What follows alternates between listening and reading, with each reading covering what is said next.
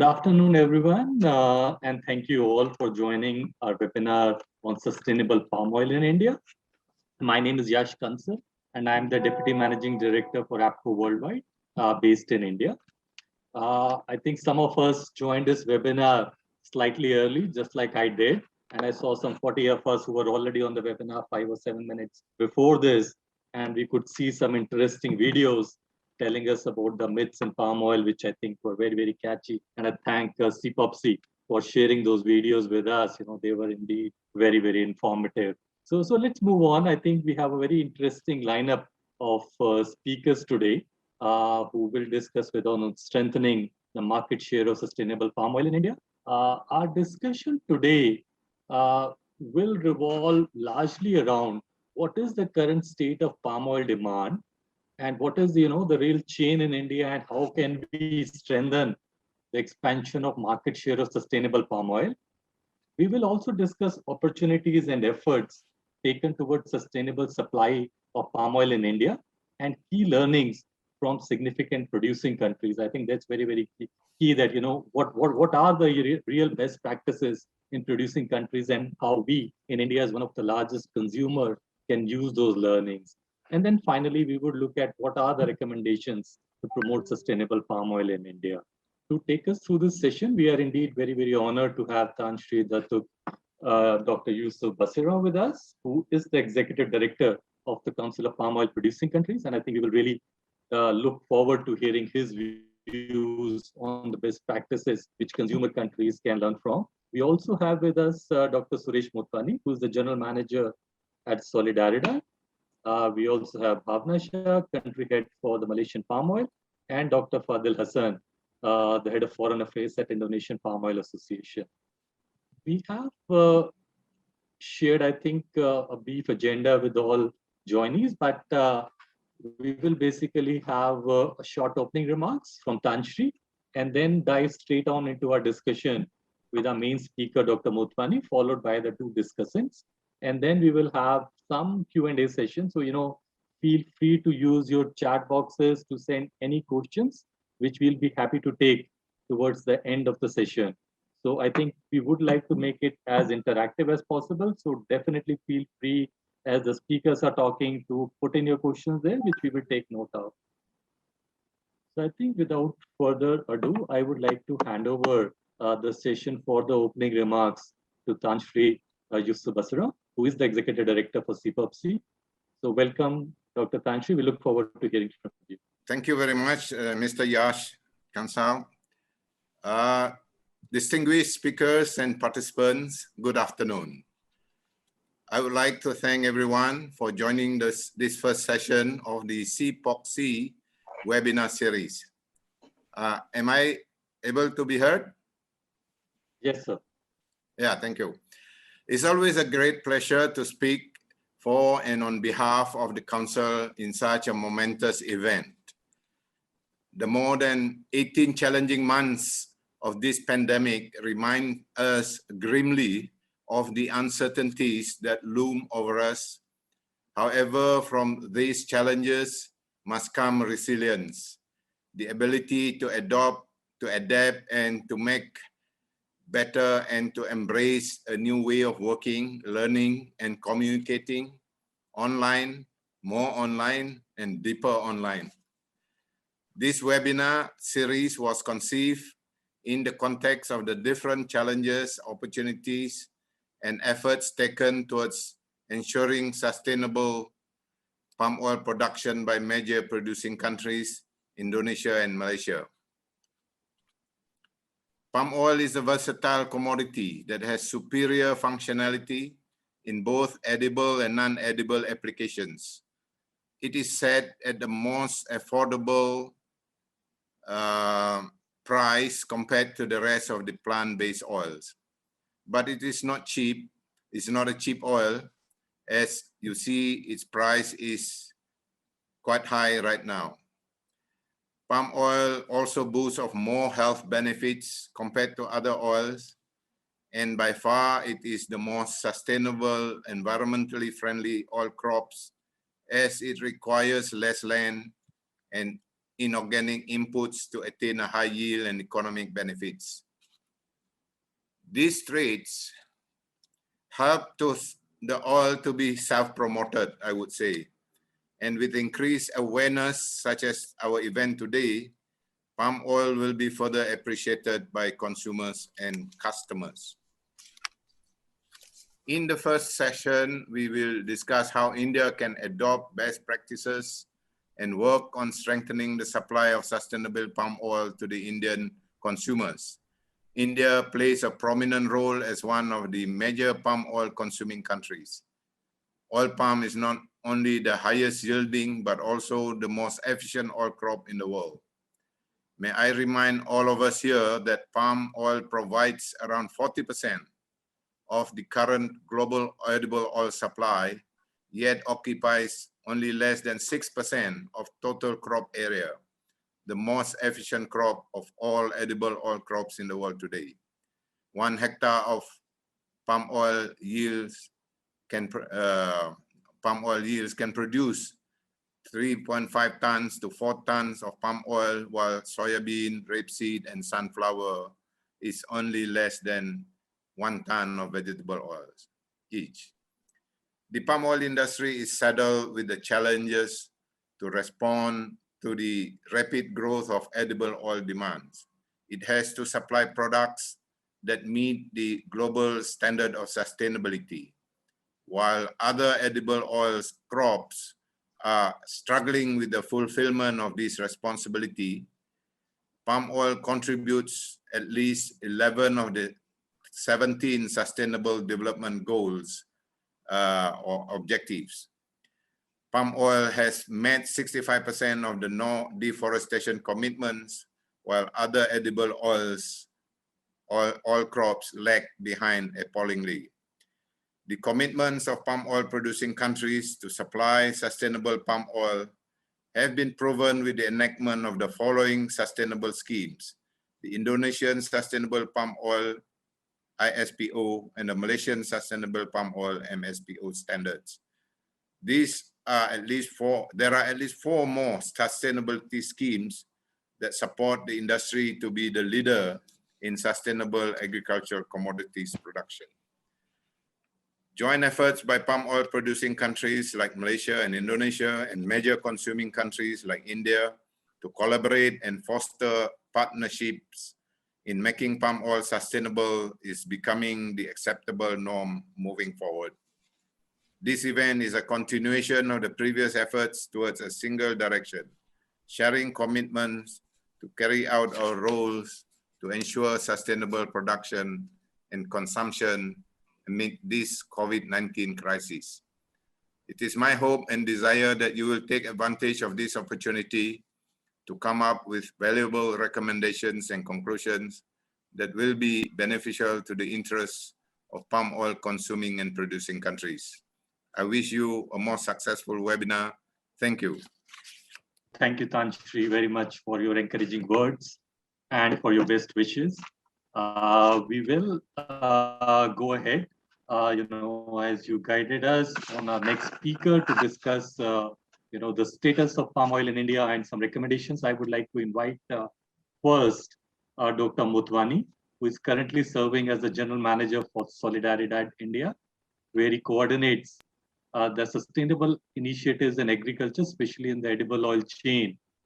Dr. Mutwani has held many positions in the international and national organizations focusing on the area of sustainability, agriculture, research, extension, entrepreneurship, and policy advocacy.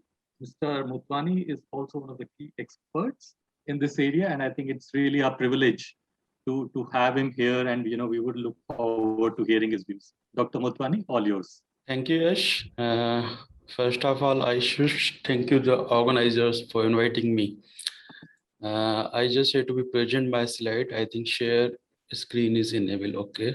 Right, you're visible. Yeah, thank you. So basically, this is the today's topic basically for the discussions where we are discussing the current scenario and what are the issues or problems in context of the sustainable palm oil demand in India. But what I want to say in the initial few slides, we need to be talk about the importance of India also, basically why we are discussing India. When we are discussing palm oil, when we are discussing edible oil, then we have to be discuss India. So first few slides about the importance of India, then the real topic will be there, we will discuss. So I will continue with, you can see this slide, basically this is showing the consumption of the palm oil globally. What we have present status around 70, 90 or 80 million metric tons consumer palm oil is available there. Country-wise description is there. You can see after Indonesia is the main producing country, but as well as the consuming country also. But after Indonesia, India as a country, basically who consume around 13% of the palm oil available globally. So this is one of the indicator where we discussing the India, the major importer. Second, you can see the all over the palm oil, around 50% of the palm oil being used in the food purposes, in the different type of food or the supply or the ready-made food also. But globally is the 50%, but in the case of India, we consume more than 70% of the palm oil what we import in the food purposes. So it shows the significant impact of the palm oil in context of India. This slide, you can show the figures, basically where we are in terms of the edible oil requirement as a country. We use many edible oils. Palm oil is one of this, but these figures can show in the last 10 years, basically from 2010 to 2020, the increase of the demand of is there in edible oil in India, but we see the palm oil figures are remain same or decreasing in terms of the percentage, the market share, where in the 2008 or 19, we have the 45% of the total percentage in terms of the palm oil in the edible oil requirement of the India. And now in the 2019 or 20 is around 40% now, 41% basically. So what I want to be say basically, where the demand is increasing in terms of the edible oil in India, but the percentage wise, the ratio of the palm oil import is not as increasing as the demand is increasing in terms of the edible oil in India. And this is most important point where the India supposed to be the preferable country for the palm oil. It's not due to the only cheap oil. As such, the palm oil, as the Tanushri already mentioned, is not cheap oil. But I'm talking about the context of the other edible oils available, the pricing of the other edible oils available, basically. We will discuss further this agenda in the further slides. So you can see here, the India vegetable oil import, we are totally depend on the other countries to fulfill our edible oil requirements. And now is currently around 70% of the requirement come through the different countries, whatever in the palm oil from Malaysia or Indonesia, or for the sunflower oil, for the soybean from the Argentina or Brazil. But as a country, we are dependent for the edible oil requirement to fulfill the requirement of our consumers or the populations here. So this show basically why we are discussing India here, the largest importer of palm oil, the second largest in the world basically is a consumer, and we around 70% now basically we are imported from the other countries our requirements. So this is the context what we need to be discussed here, the why India we are discussing. So when we discuss with the palm oil, it's about the sustainable palm oil. In the few slides, I was just trying to highlight the major issues when we talk about the sustainable palm oil. What are the issues? These are the three major issues based on, as an organization, Solidarity, we are working in the different contexts. So these are the major issues seems where the palm oil directly linked with the deforestations, directly linked with the bad health, directly linked in the consumer market. This is not good also. These are the three pillars, basically the sustainability agenda in terms of Indian conditions we need to be addressed. We are aware basically the peoples, the experts, the stakeholders, the businesses, the countries involved in the palm oil trade also, they are very well involved with the different issues and how much level these are the related issues or not. But as a stakeholders forum, we need to be address this agenda. These are the points basically where we need to be talk about.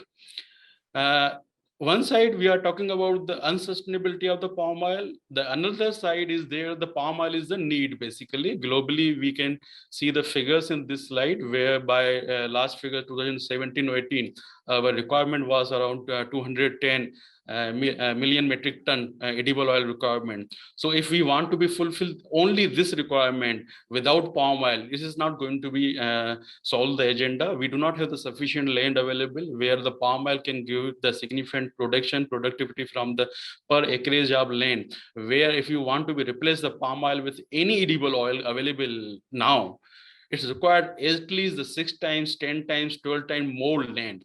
And we all are aware the land is not there to be grow more different type of crops in the huge region. So palm oil is the solution. Basically, we are talking about the last discussions since 1 or 2 decades, basically going on the issues on the palm oil. But I think now we need to be discuss the use, the importance of palm oil basically.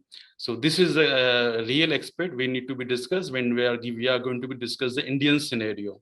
RSPO is one of the sustainability norms. We are already aware by support from the many countries or the European countries. This is already fulfilled the demand from the Europe side. We are aware this sustainable palm oil is very much available in the market in the Europe. So this is one of the context basically when we are discussing to be promote the sustainability or the sustainable palm oil in the Asia or India and say, then we have to be compare the what is the status of the other countries. Maybe in the further discussions we can discuss the how much the sustainable palm oil consume in the country like Indonesia as a major producer also. But now we are discussing the Indian case. I think this is the topic. So basically, you can see these are the some issues. You can say this issues, problems, or the perceptions. Basically, this is true. I'm not talking about the palm oil is the cheap, but this is the context where we are talking about the Indian market, where the different oils are available. Palm oil considers as a cheap oil compared to the other edible oils available. And the major issue, the palm oil is not selling in the market as a brand. The retailers or the big retailers or the supermarket do not have the separate brand on the palm oil. Many of the states, India is a huge country. I do not say that every part of the country is not available with the branded palm oil, but the few markets could be available this branded palm oil. Otherwise, this is selling as a loose palm oil in the different part of the India, in the markets and the other products. So this is the issue we need to be discussed, where the Indians, the population in India, they're not aware about the brands of the palm oil. They are taking the palm oil in the different sense through different edible oil segments, they market when they purchase some ready-made food also, but they're not as ask the shopkeepers or the market they need the palm oil also.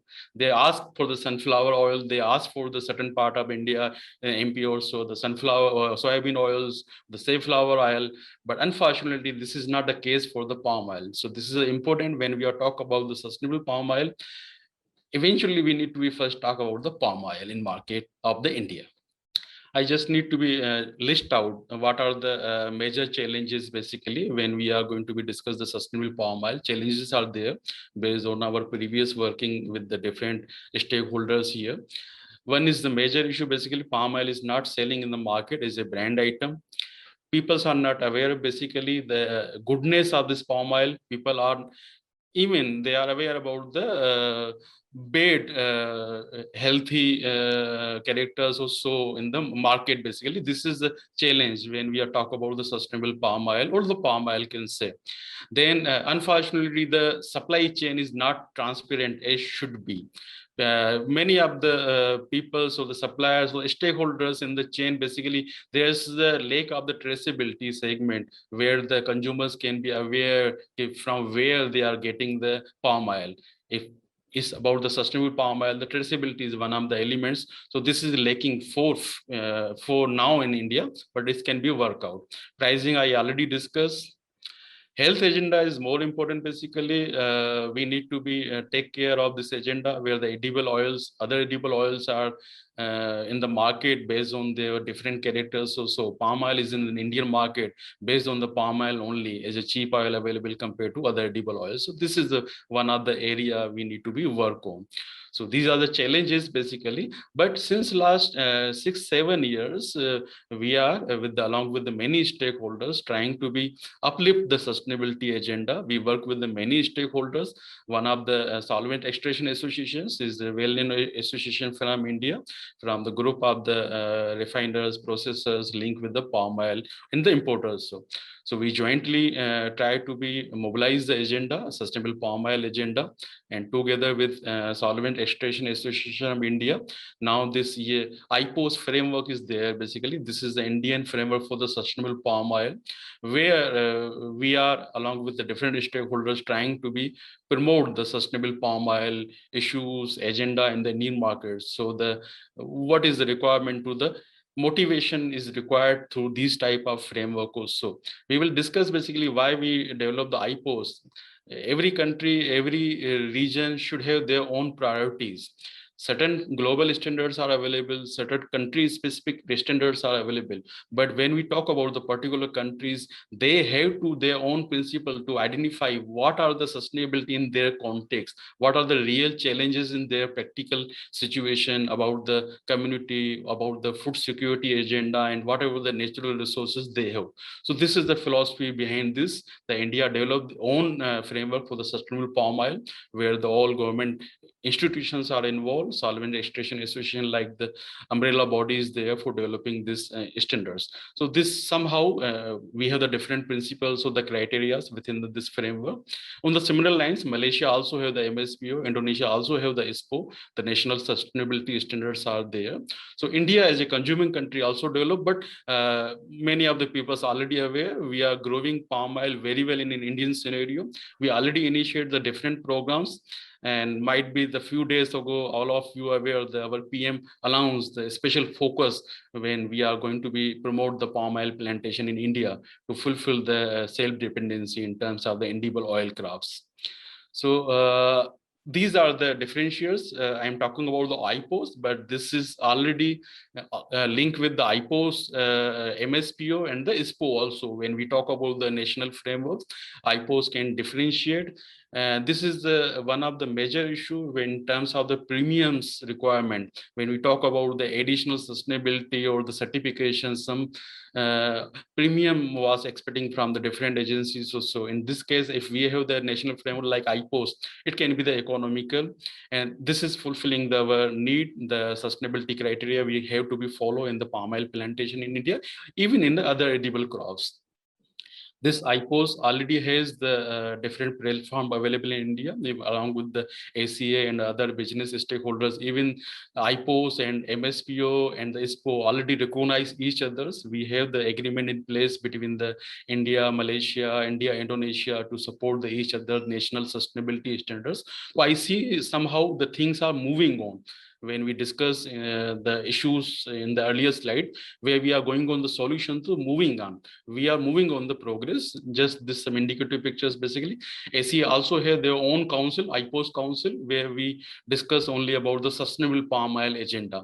So you can see the seriousness of the Indian stakeholders when we talk about the sustainable palm oil. Efforts are going on. These separate councils regularly meet with different stakeholders, their members, and discuss on the sustainability issues agenda. Not only the production side, but only import side also. We are discussing at the government level with the different countries like Malaysia and Indonesia, how we are going to motivate the further demand of the sustainable palm oil in India. So these are the one of the picture basically. Godrej Agrovet is a very well aware plantation company in India. Basically, they are the first certified producer group of the IPOs. So you can imagine basically as India, when we talk about the sustainable palm oil in India, this is going on where the company like Godrej is already certified under the certification schemes of the sustainable palm oil in India. Already IPOS Malaysia agreement, then IPOS with the Indonesia agreement is there. So things are moving on, we are progressing. So this was the background why I discussed. These are the key recommendations, basically, what we need to be discussed here. We really want to promote palm oil as a palm oil. I can be agree, all can be agreed. We are talking about the sustainable palm oil, but we really need in the Indian market, first we need to be repute the palm oil. We need to be talk about the agenda like smallholders, farmers, basically the peoples in India, the consumers in India should be aware about, we are talking about the smallholders, growing the palm oil plantation in Malaysia, Indonesia, and the smallholders are the same, like in Malaysia and Indonesia or every country, and say, or the India also, the issues and agenda are same. The palm oil is the major livelihood options for the many smallholders in Malaysia and India, Indonesia. So this need to be higher. Another important thing is the government alignment. Basically, these are the major issues we are discussing. The sustainability is not going to be achieved through the voluntary initiatives only. These should have some mandatory guidelines. The government initiatives need to be aligned with these all discussions. The long-term impact will be there. And one of the important tasks is the traceability on the both level. On the farmers level, basically where the palm oil we are growing from start with, and all the supply chains, we should have the traceability elements. We should have some alignment between the supply chains, where the farmers, where the consumers, or the different stakeholders should be rely on how this palm oil going to be produced, what are the parameters they following in terms of the sustainability. So this traceability elements is the most important things we want to be proposed or recommended when we are going to be try to increase the sustainable palm oil in India. We need to be address this agenda as much as possible. So this was a small briefing from my side. I will be open to for further discussions. Other experts are there to be discussed further. Thank you very much. Thank you very much, Dr. Fani. I think that was very, very informative. Okay, so anyway, so I think we'll go on. I think I'm very happy to say that our next speaker for the session is Dr. Fadel Hassan, who is the head of foreign affairs for the Indian Ocean Palm Oil Association. Dr. Hassan, as before you speak, I would also appreciate if you can tell us a little bit about ourselves so that the people on this webinar are fully aware of your credentials as you speak. So with that, I would like to invite Dr. Hassan to share with us his views on the sustainable palm oil industry.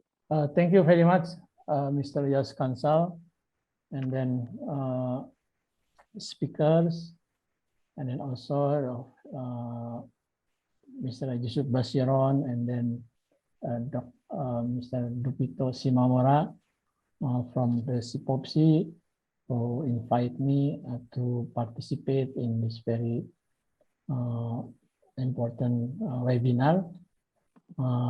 Before I continue my speak, let me introduce myself. My name is Fadel Hassan.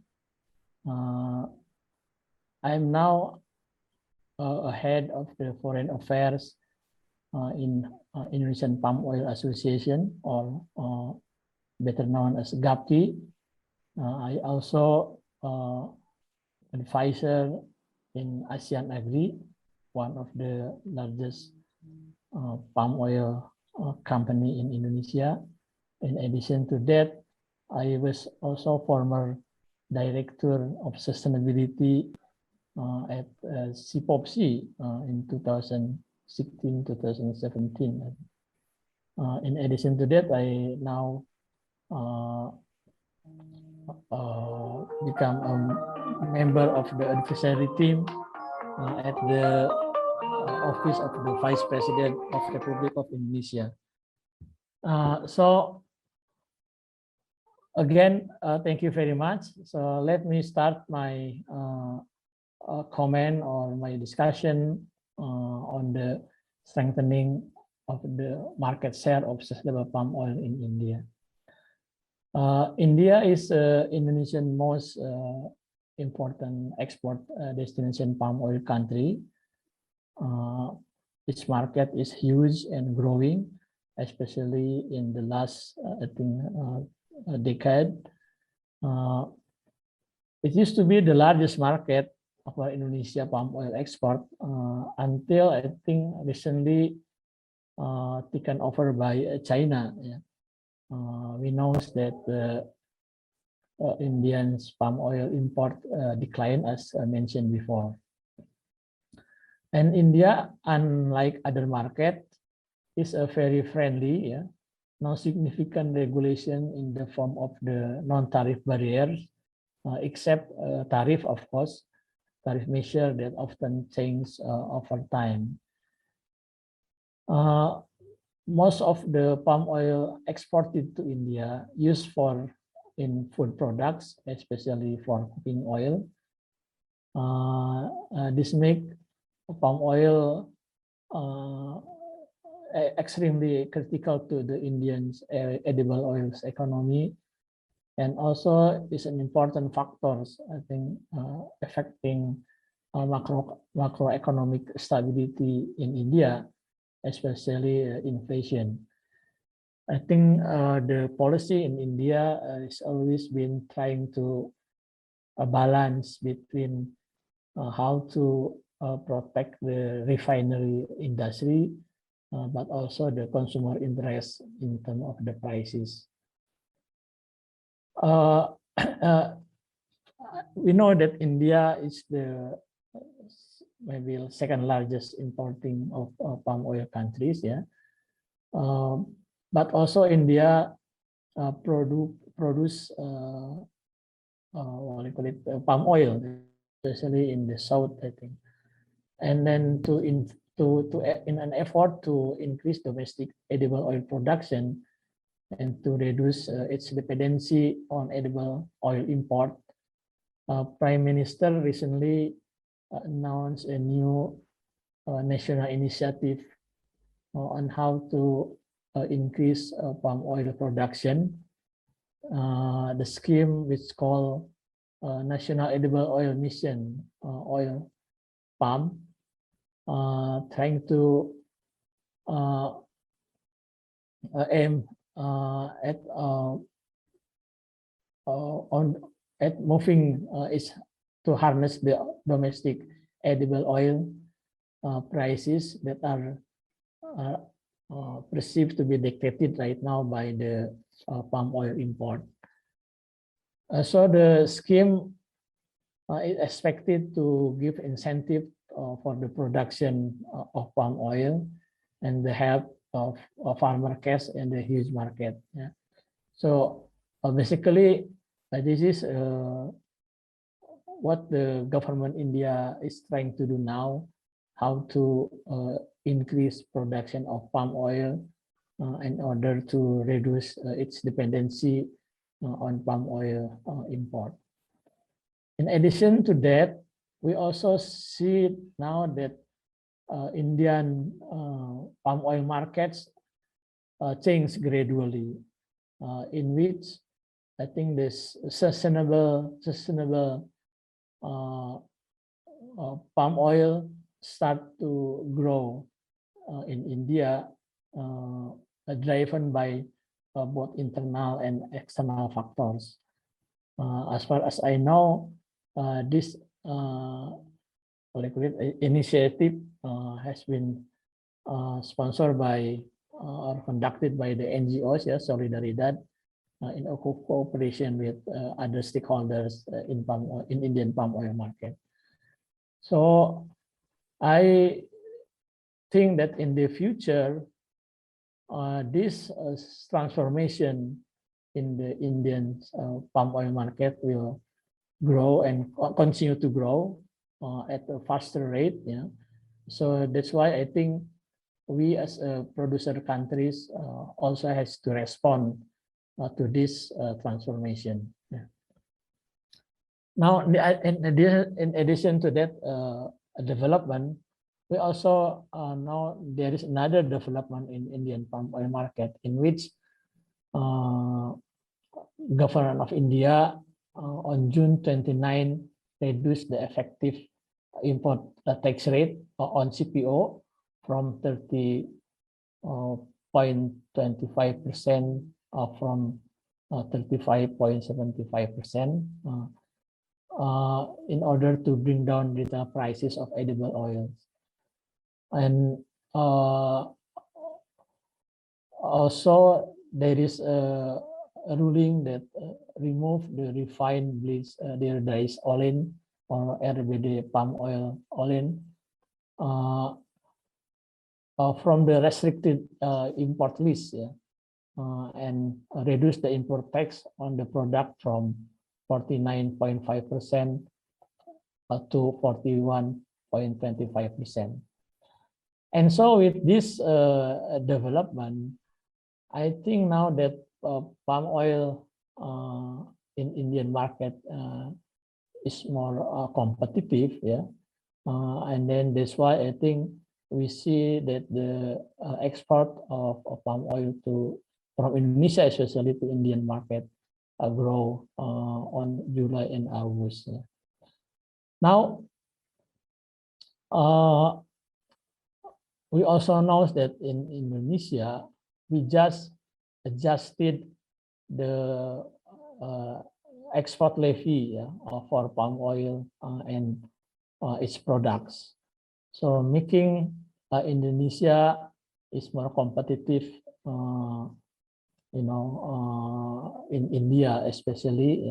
That's why, as I said before, with these two measures, both in India and in Indonesia, making that the export of palm oil and its product from Indonesia to India grow in the last 2 months. So nevertheless, we think that India still need to import of palm oil from Indonesia and may be even bigger in the future. So India remain as the most important export destination country for Indonesia. And then I think we need to strengthen our presence there, especially with the conducive measure taken by the government of India and also government of Indonesia. So in order to strengthen our presence there, I propose ideas on how we do that. First, I think we have to widen our relation and cooperation, not only on trade, but also on other areas such as investment, R&D, public education, and sustainability, and so on and so forth. Second, I think we have also to support transformation in India markets towards sustainability by having cooperation also in that areas. And then because we believe that the sustainability scheme that now being developed and adopted in India is in line with our own sustainability, ISPO, and then India also recognize the ISPO as a sustainability scheme of palm oil.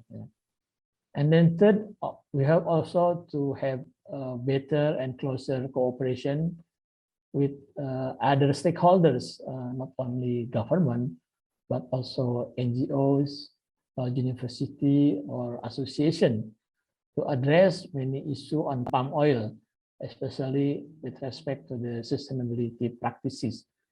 I think with that, we hope that now and in the future, India will continue to be a friendly market for our products, and we continue to have a better and closer cooperation with respect to trade, but also to investment and any other areas. With that, I think what my comment or discussion in this forum. Thank you very much. Thank you very much, Dr. Hassan, for your insights into the Indian market, as well as how the relationship between Indonesia is there in palm oil and what could be done to expand the business between Indonesia and India in palm oil sector. So thank you for that, and maybe we'll return back to you for any queries that the panelists and other joinees may have. So now I think we will move on to our next discussant, and we are happy to have Ms. Bhavna Shah, who is the country head for the Malaysian Palm Oil Council for India, Bangladesh, Nepal, and Sri Lanka with us. Bhavna specializes in international trade relations, and she is also the president for the MSME and Startups Forums for Atmanirbhar Bharat. Bhavna brings more than 27 years of experience in this industry, so I think we're really fortunate to have her. She's also an independent director for Ruchi Soya, so obviously understand the edible oil industry well.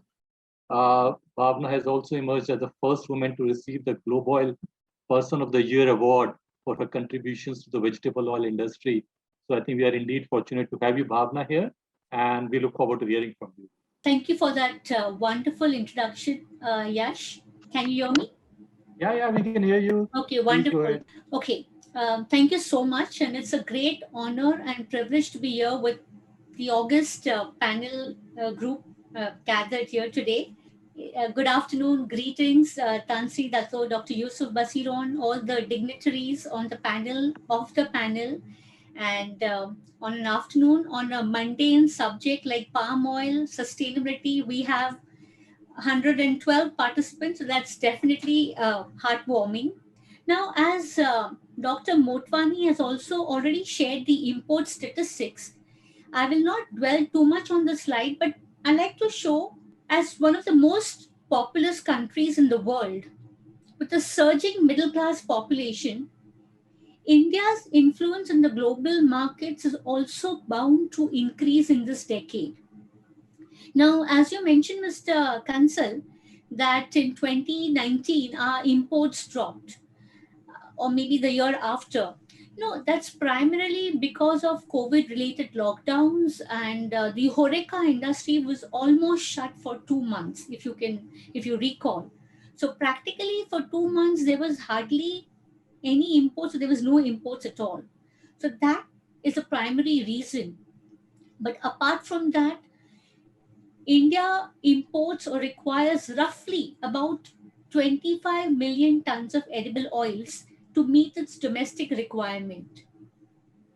And out of that 25 million, 35, India is only able to produce roughly about 35% uh, of its oilseeds production, mainly from primary and secondary sources. And remaining 65% is met through imports.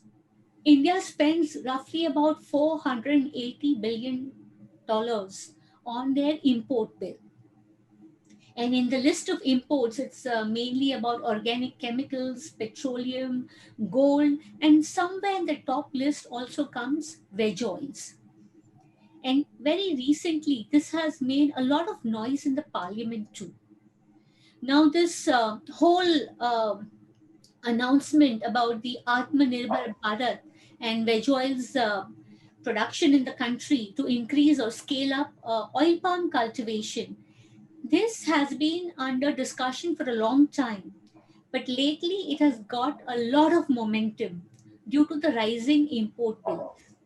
Now, this slide is very, very crucial or important because just about 2 or 3 days back, or if I'm not mistaken, I think it was 9th August, according to a report released by the Intergovernmental Panel on the Climate Change, this has raised serious concerns that global temperatures have already risen by 1.1 degrees Celsius from the pre-industrial times. And this warns that the 1.5 degrees Celsius threshold was likely to be breached before 2040. This has given the rise of code red for humanity. This is very important. This should be a wake up call for all of us today, be it Malaysia, Indonesia, India. And why it is very important for India?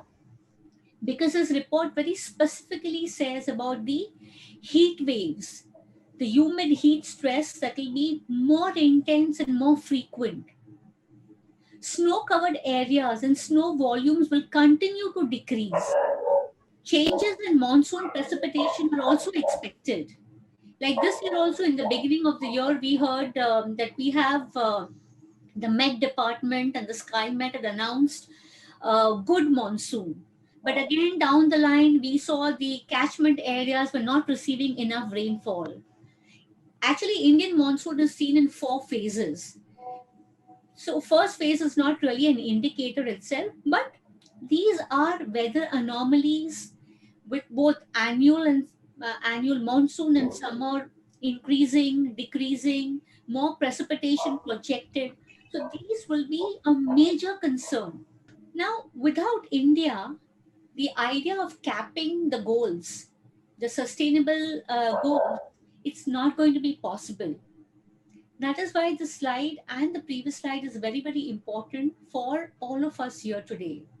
For scaling up agriculture, it's not only like talking about oil palm cultivation or having sustainable certification schemes alone.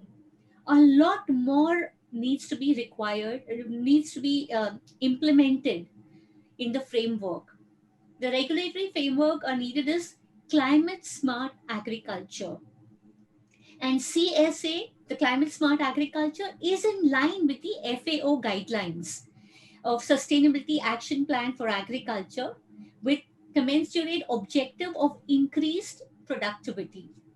We all have been talking about PPP, profit, people, planet, profit.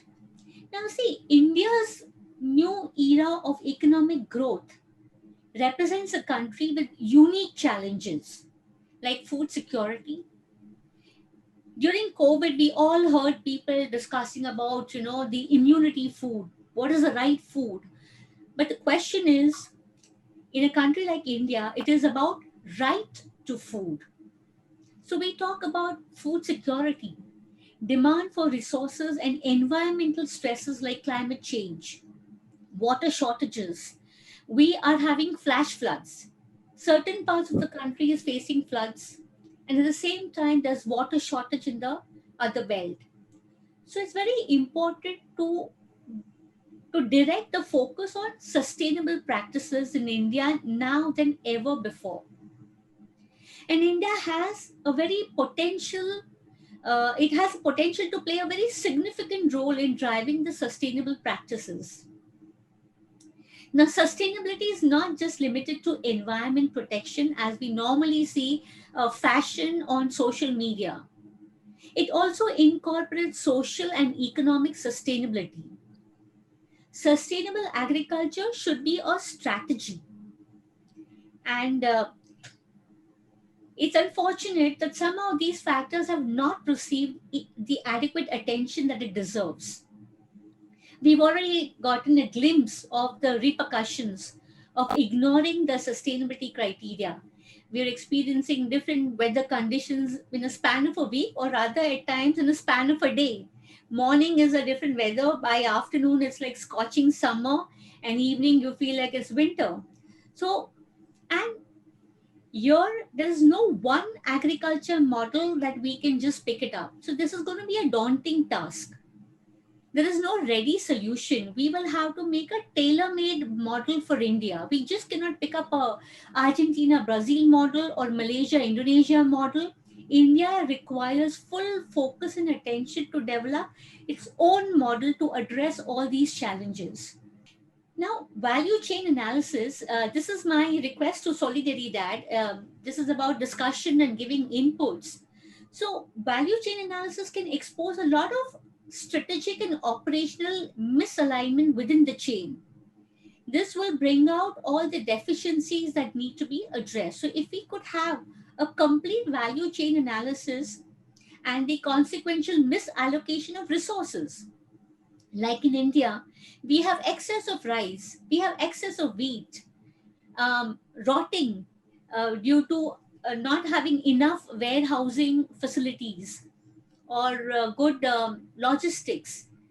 On one hand, we are having excess of crops, and on the other hand, we are major importers of veg oils, for example.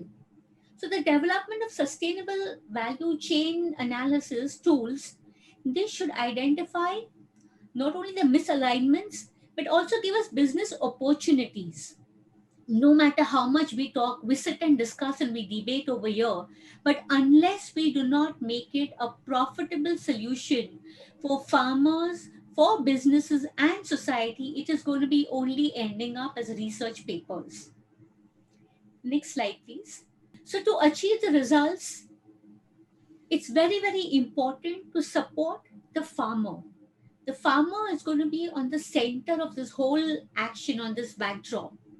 And along with that, we need to ensure we provide good quality material, right? From to start with, good seedlings, good fertilizer, and be open to various different options.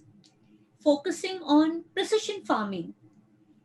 It's time to accept and embrace artificial intelligence, the role of drones, remote sensing. So this will all put together help us bridge the gap between the consumer and the farm gate prices. Uh, there are different government schemes being announced, like Bhavantar scheme. That's one. So there could be various different schemes for different areas that can be implemented.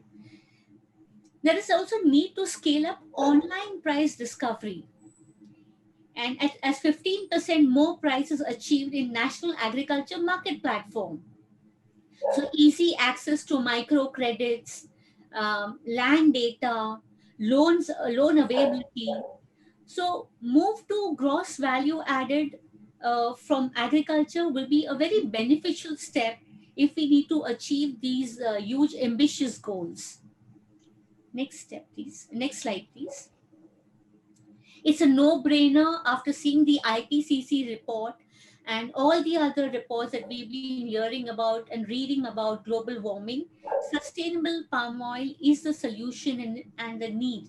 That is the need of the hour right now.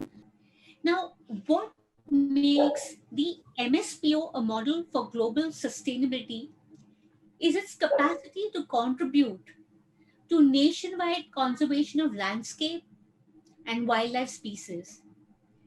The Malaysian palm oil industry, with the backing of the Ministry of Primary Industries, Ministry of Environment and Water, has very effectively created a model of sustainable development.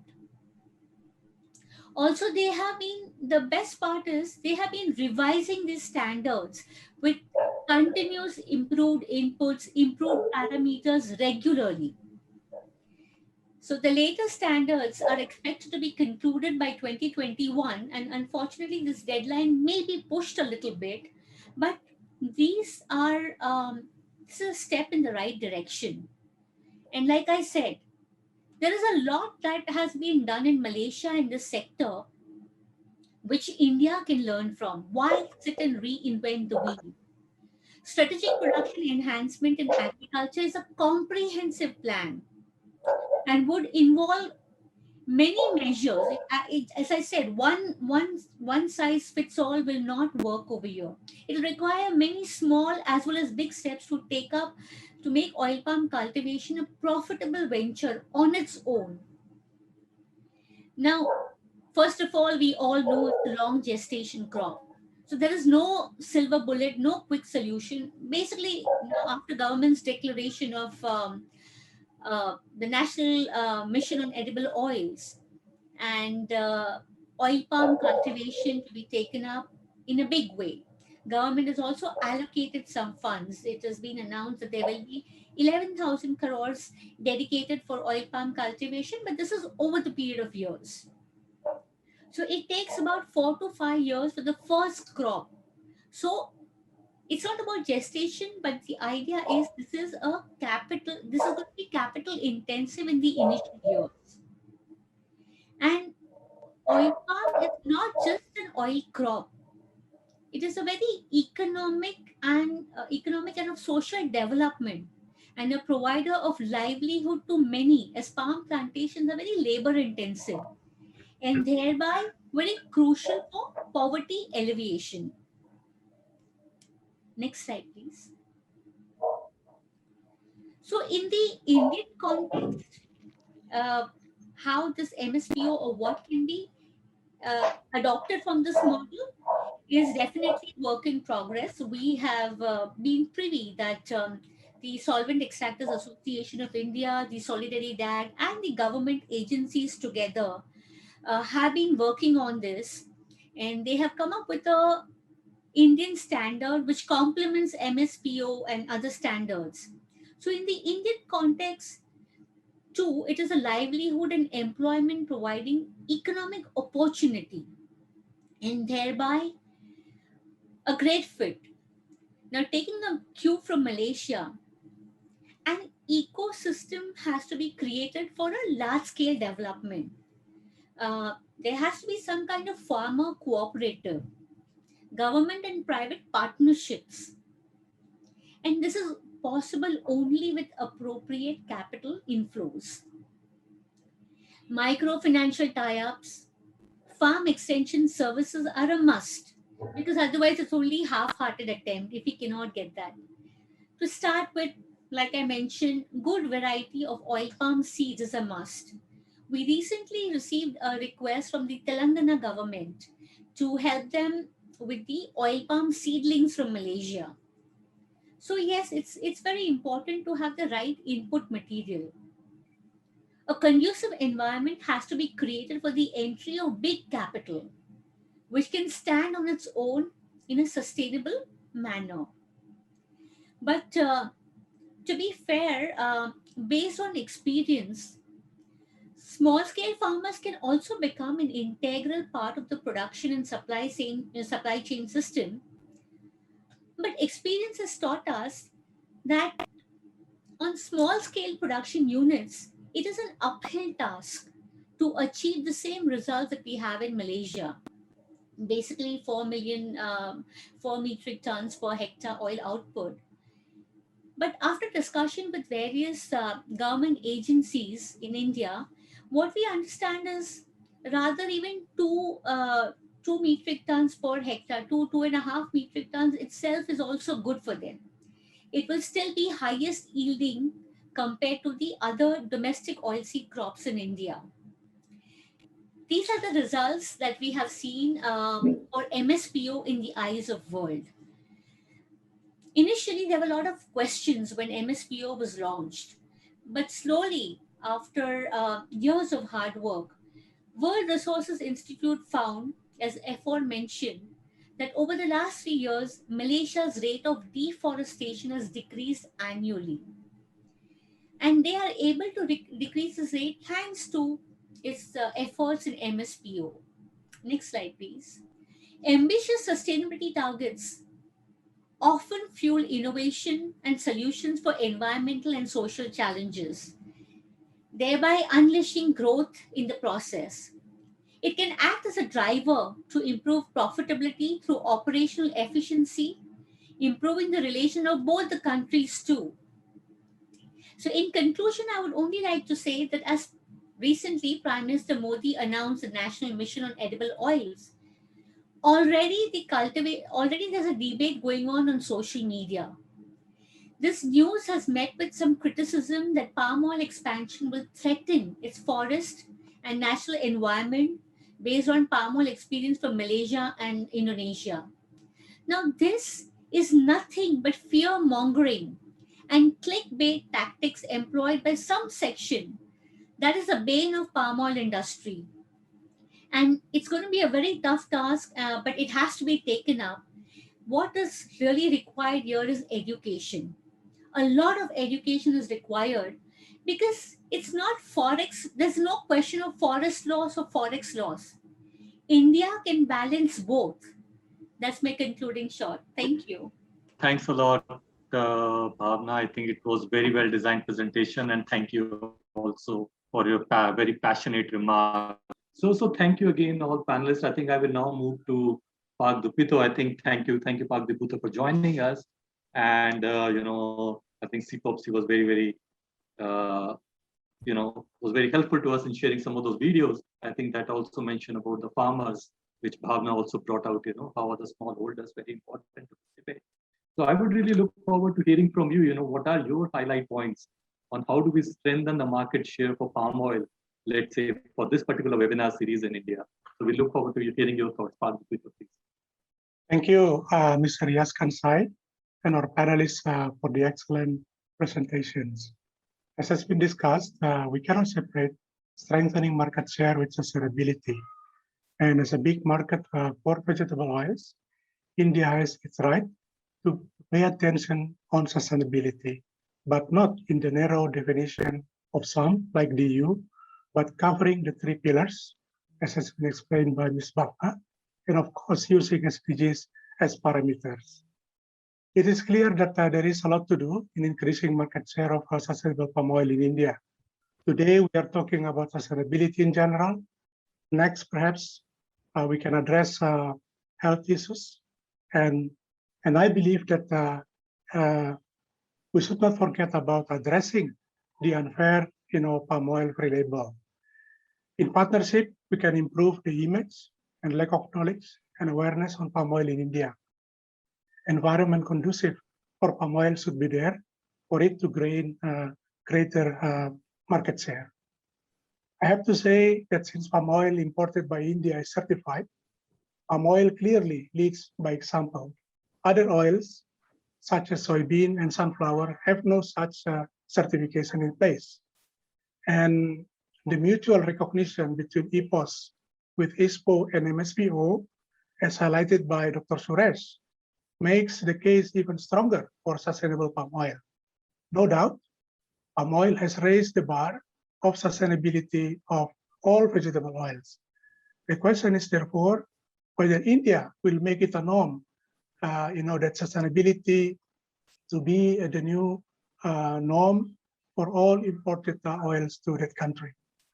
One concluding suggestion perhaps, as a palm oil producing country and one of the major rapeseed producers in the world, it is ideal for India to be part of the efforts to develop sustainability standards, not only for palm oil and rapeseed, but also for all vegetable oils. Having one standard, one global standard for all vegetable oils. And I believe Solidaridad has a role to play in meeting this ambition. So thank you very much. Thank you very much, Dr. Fito, I think, and also for that concluding remarks. I think those are definitely helpful for us to pursue. As you mentioned initially, I think this particular webinar is part of a larger series. And while on this particular webinar, we are focusing on the Indian market, we will go on in the subsequent months. Each month we are trying to take up one major consuming market as a focus.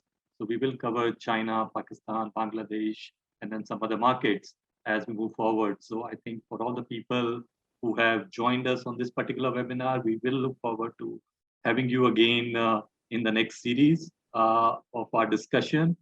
We have, of course, we shared some videos with you earlier. I think as we conclude, we'll be happy to play those again, just in case some people missed those in the initial part. And I think we could answer most of the questions, but if there are still some questions left, feel free to send them to us, and we will work with the panelists and CPOPC to get you the answers and keep working in our mutual goal of building sustainable palm oil value chain globally. So I think with that, I'll just thank you and let the organizer, play the videos and the concluding. Thank you, everyone. Thank you. Thank you, Dr. Suresh. Thank you. Thank you. Thank you. Thank you very much. Thank you, Pak Fadil. Thank you. Thank you, Ms. thank you, Bhavna, Pak Dupito. Thank you And Kevin, everyone. Thank you, Ms. Tansi, Fitra, Dr. and all the team. Vani. Suresh, thank you very much. Thank you so much. Yeah, thank you. Bye.